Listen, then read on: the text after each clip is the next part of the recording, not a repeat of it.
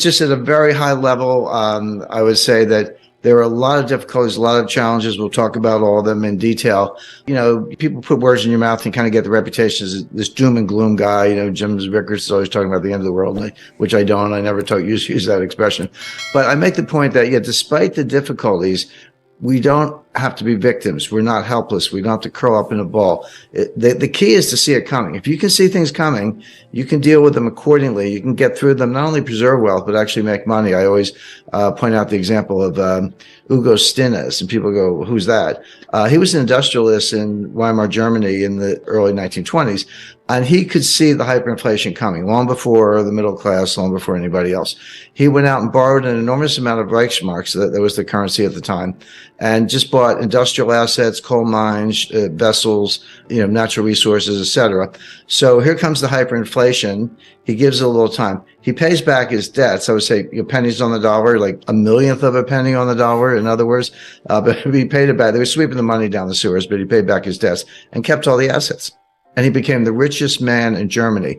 And my German is not very good, but his nickname was the Inflationskönig, which means the inflation king.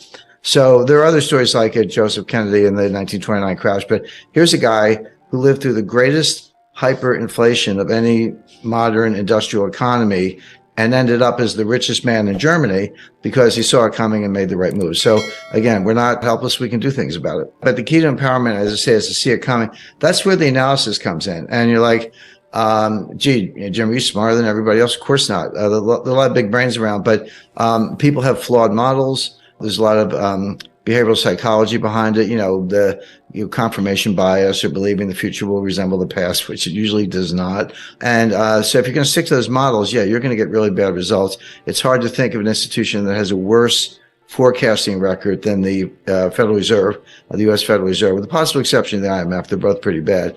I mean, you could almost take the Fed forecast, do the opposite, and be just fine. There's more to it than that, but they just stick to these really bad models. But if you understand how the economy really works, if you understand it's a complex dynamic system, all I've done is I've taken complexity theory, which has been around for a while. I mean, you could say 13 billion years because the Big Bang was the ultimate complex dynamic paradigm shift or a phase transition.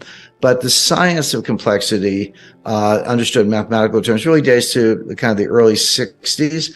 But it's been used very successfully in physics. It has a lot of applications. All I did was bring it over to capital markets. I looked at capital markets and said, wait a second, here's one of the most complex dynamic systems you can picture. And then there's nothing more complex than the human brain. So you're putting humans on top of capital markets. You've got complexity squared or some exponent. And those models work brilliantly. But try getting anyone to understand it or do that work is difficult. But again, the point is, if you have the right models, and I would include behavioral psychology, a good dose of history, complexity theory, and a few other branches of applied mathematics, you can get very good results. But if you stick to, the Phillips curve and non-accelerating inflation, unemployment rate, and a lot of other nonsense the Fed uses, you're gonna get it wrong. Does the future resemble the past? With some probability, some degree of distribution probability. Not always. I mean, and maybe less frequently now than ever.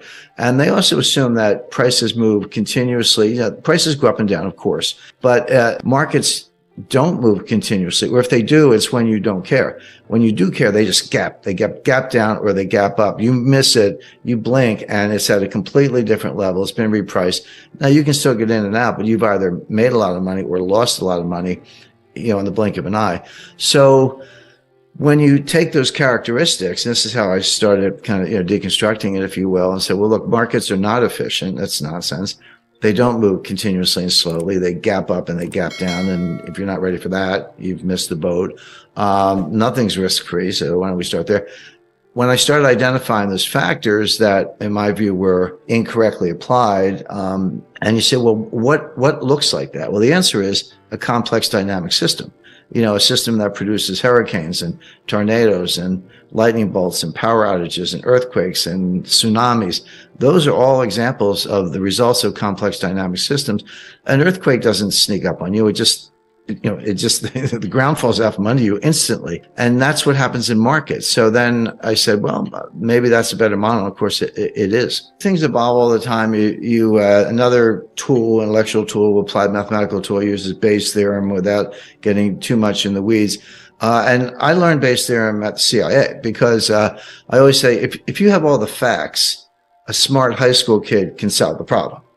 The intelligence agencies and others, and people in capital markets, have to solve problems when you don't have all the facts. But you have no choice. In national security or defense, it's literally life or death. On Wall Street, it could be your fortune or your client's fortune. So you don't have the luxury of just throwing up your hands and say, "Well, I'm going to wait till I get more facts." That's what Janet Yellen did, but that doesn't work in the real world. She's kind of detached from that. So how do you solve problems when you don't have all the facts you need to really solve the problem, and you know it, but you have to deal with it anyway because it's coming at you? Well, Bayes' theorem says assign an initial probability, a priori assumption. Just not make it up, but do the best you can, recognizing that you're going to fall short, that you've got missing pieces in the puzzle, if you want to put it that way. And if you have no facts at all, and it's a binary outcome, give it 50-50. Like, it's like, it's not quite 50-50, but red or black on a roulette table, it's a little less than 50-50. It was close enough. You say it's either going to be red or black, don't know which. I'm going to give it a 50-50. And then what you do, this is what statisticians hate, you update it based on subsequent facts. As new facts come in, you put them back in the model, you update it, and what you'll discover is that your probability either goes up or down. Well, if it goes down more than a certain amount, you discard it. You say, well, that's wrong. I just do it again. But if it goes up, what you're doing is making it more and more likely that your assumption was true. And so eventually you can get up to the 80-90% level. And that's not 100%, but it's pretty darn good. But there's a tension, which is, okay, as you're updating, and this is something that was explained to me by Henry Kissinger. So imagine a simple graph, and the vertical axis, the y-axis, is the probability of a certain outcome, and the x-axis is a timeline. Basically, you convert that into the amount of information you have. How much information do I have? How much time do I have to make a decision? Well, at zero, at the outset, you have no information, or very little. But you have a lot of time. You have a lot of degrees of freedom. But as you move across the x-axis, as you move down the timeline, what you discover is you get more and more information, which is a good thing. So that curve is going up. But you have less and less time, fewer degrees of freedom. That curve is going down. So when you get all the way to the other end, it's like, hey, I have perfect information, but it's too late. It's over. I missed either, war started, or I lost all my money, or something bad happened.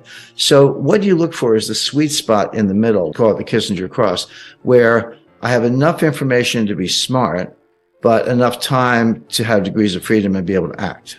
You look for that sweet spot in the middle, and that's when you act. And, with a little humility is a very good tool, a good addition to the formula. So as I say, in the CIA, you never have enough information. You're always trying to get more, but you have to do the best you can, and kind of make assumptions and make forecasts, because you don't have the luxury of sitting back. You can't wait for 10 9/11 events so you can have a good statistical base. You got one, and you want to prevent the next